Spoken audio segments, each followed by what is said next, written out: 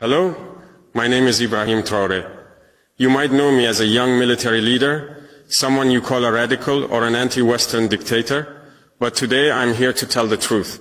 I'm speaking directly to big news companies like CNN, BBC, France 24, New York Times, Washington Post, The Guardian, and Le Monde. I'm watching you. I'm keeping track of every lie you tell, every story you twist, and every truth you hide.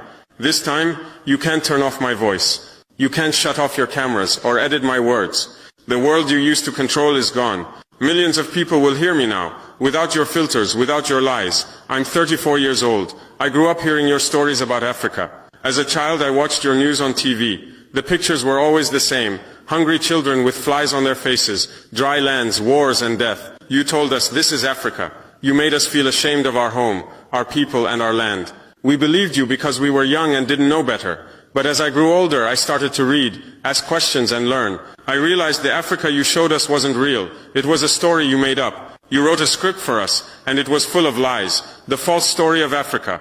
You, the big news companies, have shown Africa in a bad way for years. You make it look like Africans are not human, like we are wild people who can't take care of ourselves. You show us as poor, helpless and lost, waiting for you to save us. Every day your TV screens and newspapers talk about hunger, war, sickness, corruption, terror and chaos. These are the only words you use for Africa.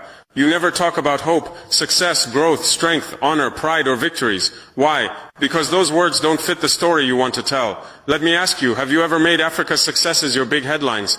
Have you told the world about Rwanda's amazing technology growth? Have you shown Ethiopia's huge project to plant millions of trees? Have you praised Botswana for its strong democracy? Have you talked about Kenya's smart business ideas and young entrepreneurs? No, you haven't. Those stories don't fit your plan. In your story, Africa can't be successful. If Africa is doing well, how can you justify taking our resources? If we're not poor and weak, why would we need your help? If we're not backward, how can you look down on us? I want to ask the people who run your newsrooms, have you ever thought about why Africa, a land full of riches, has so many poor people? Let me give you some facts, real numbers that show the truth. Africa's wealth and poverty. Africa has so much wealth, but our people don't see it. Here are some examples. Cobalt. Africa has 70% of the world's cobalt. Cobalt is used in your cell phones, computers, and electric cars.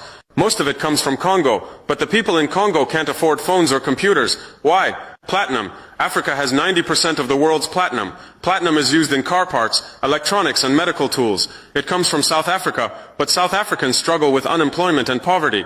Gold. Africa produces 30% of the world's gold. Countries like Mali, Burkina Faso, Ghana,